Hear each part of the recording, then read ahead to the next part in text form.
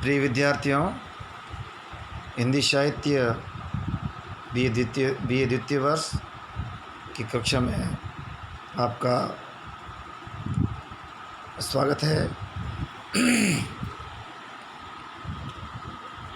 इससे पूर्व की कक्षा में हमने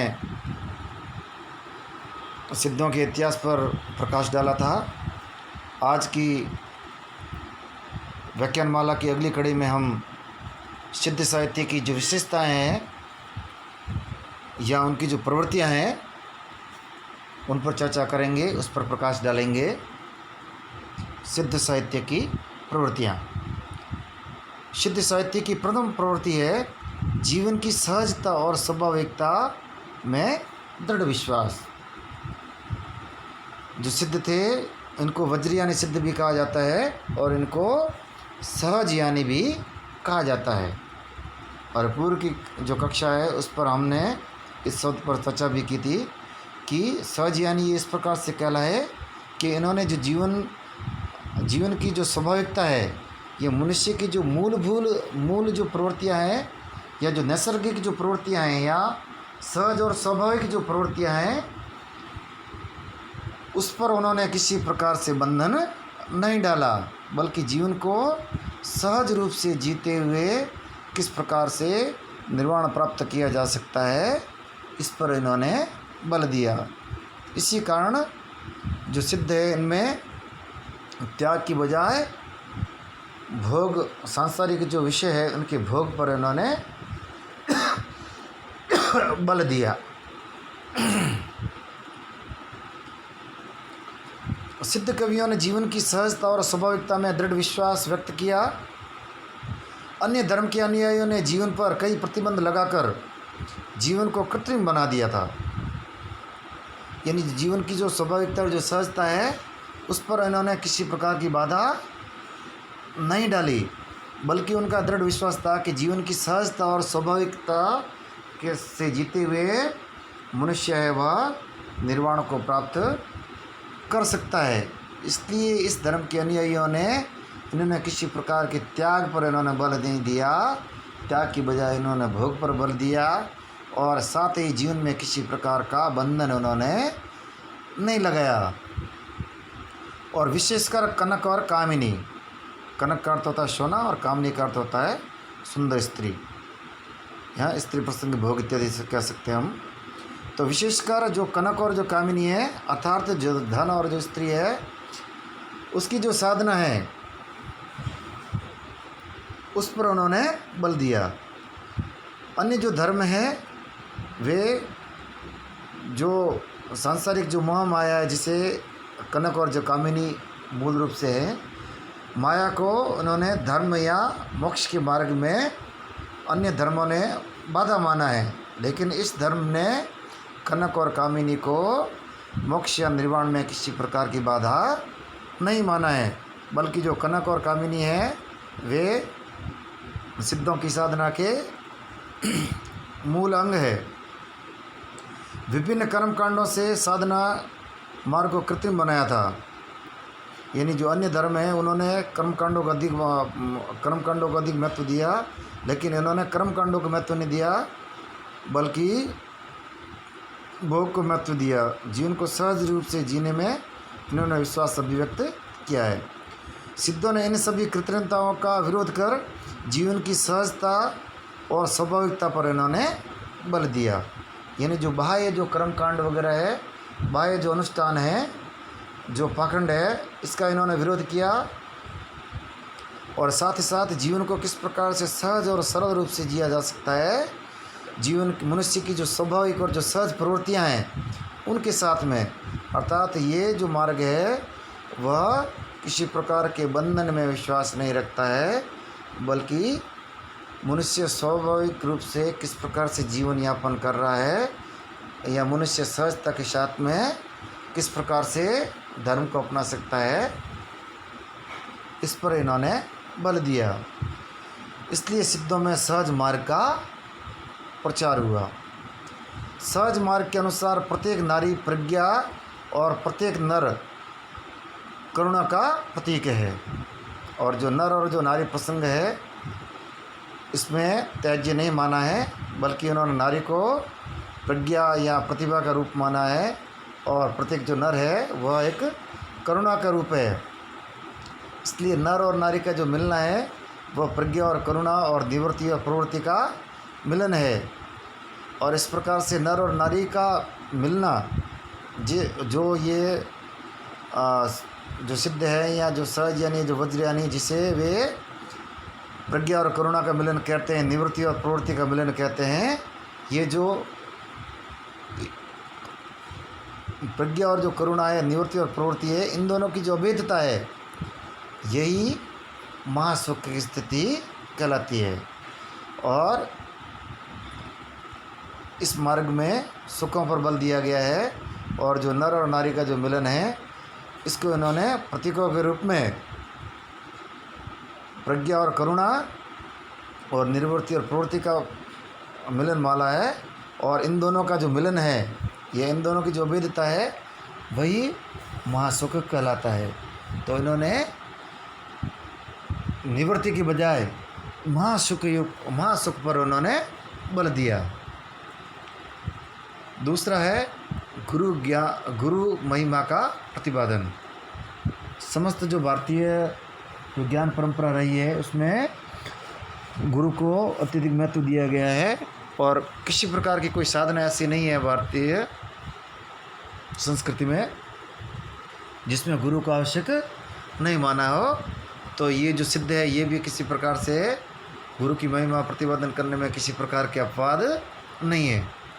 सिद्धों के अनुसार जो गुरु का स्थान है वह वेद और शास्त्रों से भी ऊंचा है, क्योंकि ये बाह्य अनुष्ठानों और जो शास्त्रीयता है उसमें विश्वास नहीं रखते हैं, इसलिए वेदों से और शास्त्रों से भी इन्होंने गुरु को ऊपर माना है।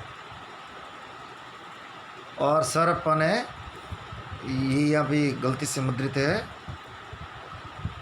सरप्पा है ये यहाँ लिखा हुआ है। यहाँ पर सरप्पा ने कहा है कि गुरु की कृपा से सहज आनंद की प्राप्ति होती है और गुरु के बिना कुछ भी प्राप्त नहीं हो सकता।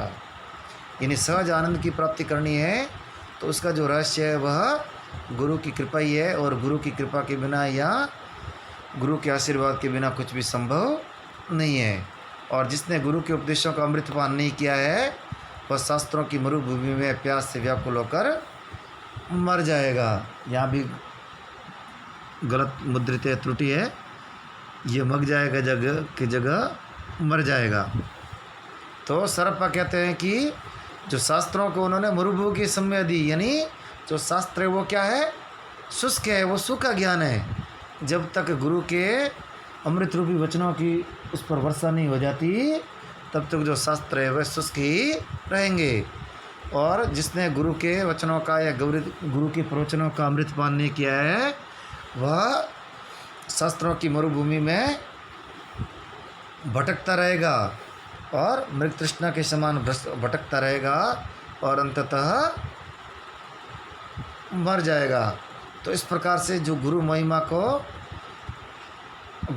पर इस साधना ये जो सिद्ध है, सिद्धों की जो साधना है उसमें गुरु महिमा का प्रतिपादन किया गया है, गुरु की महत्ता पर बल दिया है। तीसरा है बाह्य आडंबरों पाखंडों की कटु आलोचना। सिद्धों ने जो पुरानी जो रूढ़ियाँ हैं, जो परंपरा हैं, जो बाह्य आडंबर है और जो पाखंड है उनका इन्होंने खुलकर विरोध किया। इसलिए जो वेद पुराण जो शास्त्र इनकी उन्होंने खुलकर निंदा की, और जो वर्ण व्यवस्था है, ऊंच नीचे, जो ब्राह्मणीय जो धर्म है, उनकी जो कर्मकांड है उन पर इन्होंने खुलकर प्रहार किया। और सरप्पा कहते हैं कि ब्राह्मण ब्रह्मा के मुख से तब पैदा हुए थे, अब तो वैसे ही पैदा होते हैं जैसे अन्य लोग, तो फिर ब्राह्मण तो कहाँ है। उन्होंने कहा कि जो ब्राह्मणीय दावा कहते हैं कि उनकी उत्पत्ति ब्रह्मा के मुख से हुई है, तो जो अब हम जो ब्राह्मण जो देख रहे हैं वे तो अन्य मनुष्यों के समान ही उत्पन्न हो रहे हैं, तो उनका ब्राह्मण तो कहाँ गया। उन्होंने कहा कि जो ब्राह्मण तो है वह जन्म के द्वारा जन्म से प्राप्त नहीं होता है, बल्कि संस्कारों से प्राप्त होता है। और यदि चांडाल को भी अच्छे संस्कार प्राप्त होते हैं तो वह ब्राह्मणत्व को प्राप्त हो जाता है। यदि आग में घी डालने से मुक्ति मिलती है तो सबको क्यों नहीं डाल देते। वो कहता है कि यज्ञ इत्यादि के द्वारा यदि मुक्ति प्राप्त होती है तो यज्ञ में यदि कोई कूद जाए, अग्नि में यदि स्वाह हो जाए तो उसको भी मुक्ति मिल जाएगी। तो जिसको भी मुक्ति प्राप्त करनी हो वह उसको आग में क्यों नहीं डाल देते। होम करने से मुक्ति मिलती है तो पता नहीं, लेकिन धुआं लगने से आंखों में कष्ट जरूर होता है। तो इस प्रकार जो ब्राह्मणी जो कर्मकांड थे या अनुष्ठान थे उनका सरप्पा इत्यादि जो सिद्ध थे उन्होंने खुलकर विरोध किया। और जो दिगंबर जो साधु थे, दिगंबर यानी दिक प्लस अंबर, दिक का अर्थ होता दिशाएं, अंबर का अर्थ होता वस्त्र, अर्थात जिनकी दिशाएं अंबर है वे दिगंबर। तो साधारण भाषा में कह सकते हैं नग्न। जो नग्न साधु थे उनको लक्ष्य करते हुए सरप्पा ने कहा कि यदि नंगे रहने से मुक्ति मिल जाए तो सियार कुत्ते भी को भी मुक्ति प्राप्त हो जानी चाहिए। और केस बढ़ाने से यदि मुक्ति हो सके तो मयूर इसके सबसे बड़े अधिकारी है। यदि कंद भोजन से, कंदमूल आदि इत्यादि खाना खाने से मुक्ति मिल जाए तो घोड़ों को पहले मिलनी चाहिए। इस तरह जो सिद्ध थे इन्होंने वेद पुराण और पंडितों की कटु आलोचना की। तो जो बौद्ध धर्म मूल रूप से ब्राह्मणी धर्म की प्रतिक्रिया में उत्पन्न हुआ था। तो जिस प्रकार बौद्धों ने जो ब्राह्मणी अनुष्ठान इत्यादि का विरोध किया, ब्राह्मणीय जो शास्त्र थे वेद इत्यादि उनका विरोध किया, तो ये परंपरा भी सिद्धों को बौद्ध धर्म से प्राप्त हुई। और इन्होंने भी जो बाह्य आडंबर है और जो पाखंड है उनकी उन्होंने कटु आलोचना इन्होंने की। तत्कालीन जीवन में आशावादी संचार, यानी जो तत्कालीन जीवन था वह बड़ा ही साधारण जो सामान्य जनता थी उसके लिए बड़ा एक कष्ट था और लगातार आक्रमण हो रहे थे। एक तो बाह्य आक्रमण हो रहे थे, दूसरे जो स्वेच्छाचारी जो शासक थे उनसे भी जनता त्रस्त थी। इतने कर इत्यादि थे कि जनता का जीवन जीना दुस्सह हो गया था, दुष्कर हो गया था। सिद्ध साहित्य का मूल्यांकन करते हुए डॉक्टर हजारी प्रसाद लिखते हैं कि किस प्रकार तत्कालीन जीवन में सिद्धों ने आशावादी संचार किया। उसके बारे में उनका कथन है कि जो जनता नरेशों की स्वेच्छाचारिता और पराजय और पतन से त्रस्त होकर निराशावाद की गर्त में गिरी हुई थी, उनके लिए सिद्धों की वाणी ने संजीवनी का कार्य किया। इस कथन को हम पहले पढ़ चुके हैं।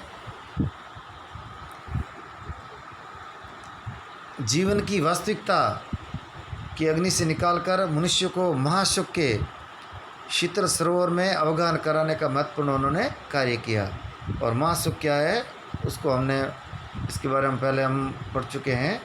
तो जीवन की जो वास्तविकता है उसके उन्होंने परिचय कराया और साथ ही जो महासुख है वह किस प्रकार से मनुष्य बिना त्याग इत्यादि के अपनी मनुष्य के अपनी स्वाभाविक और सहज प्रवृत्तियों के साथ में प्राप्त कर सकता है, इसके बारे में सिद्धों ने बताया।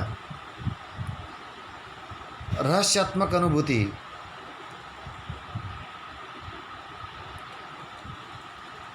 चलो ये वीडियो ज़्यादा लंबा ना हो जाए इसलिए कोशिश करेंगे। रहस्यात्मक अनुभूति। सिद्धों ने प्रज्ञा और उपाय, प्रज्ञा क्या है और करुणा क्या है, किस प्रकार से नर और नारी के प्रतीक है, ये हम पहले देख चुके हैं। और किस प्रकार नर और नारी के मिलने से या प्रज्ञा या करुणा के मिलने से महासुख की उत्पत्ति होती है, उसका जो विवेचन है सिद्धों ने अलग अलग रूपकों के रूप में किया। रूपक यानी अन्य वस्तुओं के रूप में उसको प्रस्तुत करना। ये जो रूपक थे नौका, वीणा, चूहा, हिरण आदि रूपों में इन्होंने इसको बताने का प्रयास किया, इसलिए इसमें रहस्य अनुभूति भी आ जाती है। एक प्रकार से ये जो प्रतीकों का जो प्रयोग होता है, जब तक प्रतीक समझ में नहीं आएंगे तब तक जो आम पाठक है या जो प्रेक्षक है उसके लिए रहस्य बना रहेगा। और जो ही इन प्रतीकों का समझ में आ जाएगा तब जो रहस्य की जो अनुभूति उससे हो जाएगी। तो उसके लिए उन्होंने अलग अलग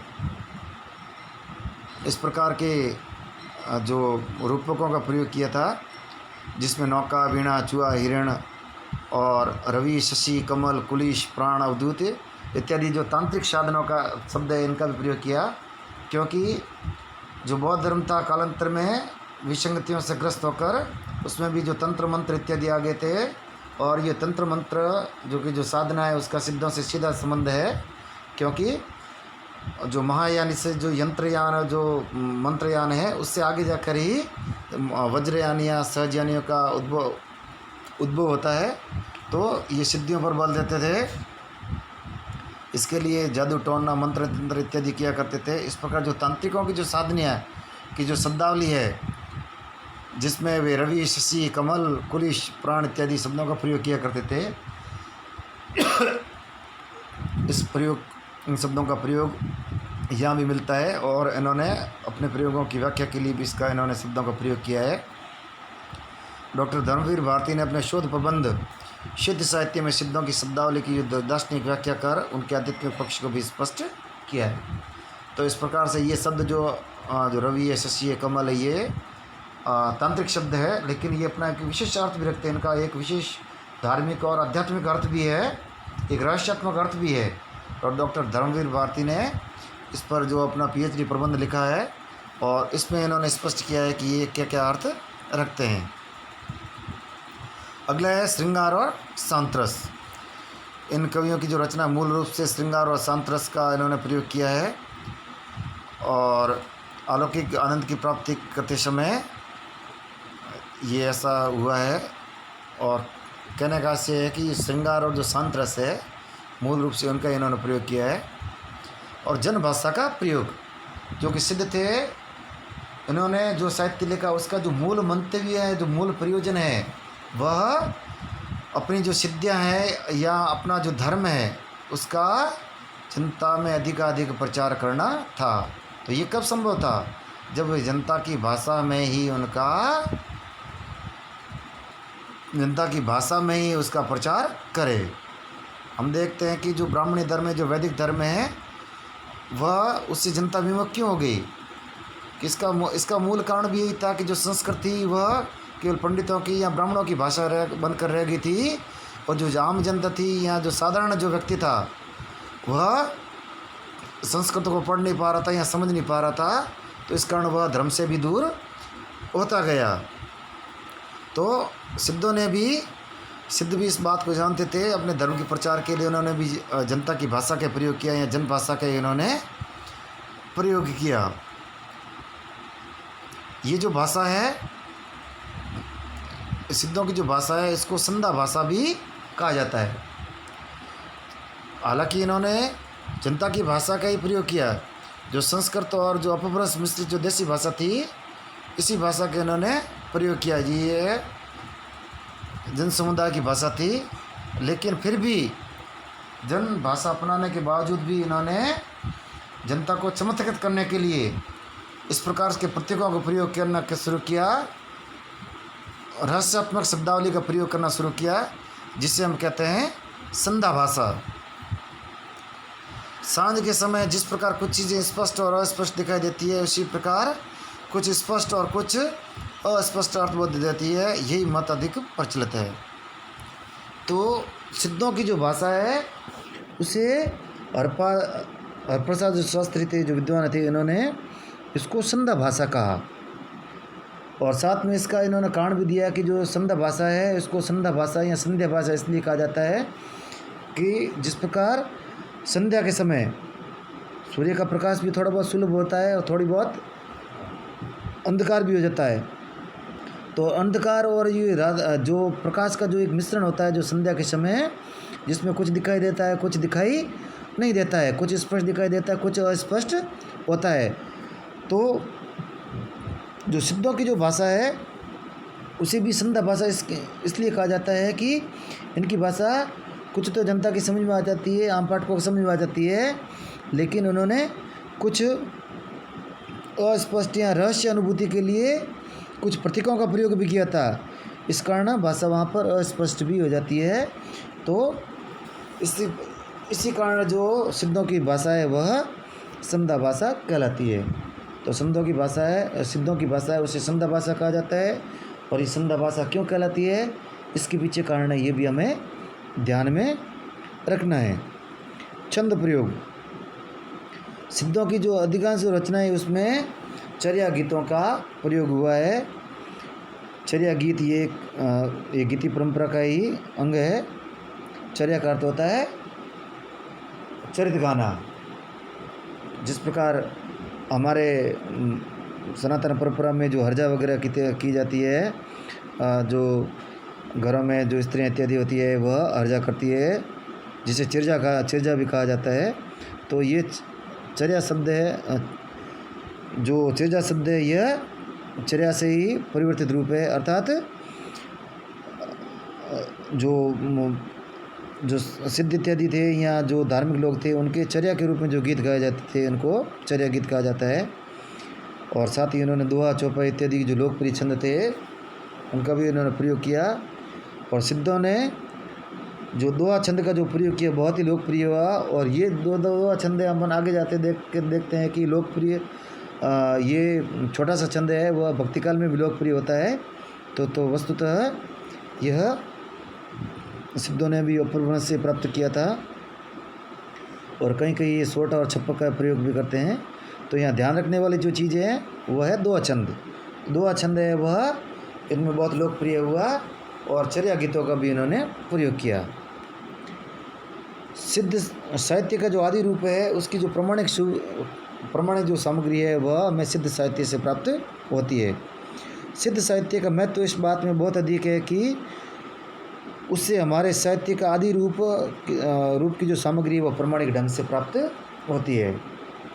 आगे जाके हम जब वीरगाथा साहित्य या जो चरण साहित्य है उसके बारे में पढ़ेंगे या रासो साहित्य के बारे में जब पढ़ेंगे, जो प्रमाणिकता और अप्रमाणिकता का जो प्रश्न उठता है वह सिद्धों के साथ में इतना नहीं है, क्योंकि इनकी जो रचना है वह प्रमाणिक ढंग से इनके जो धार्मिक स्थल है उनमें प्राप्त हो जाती है।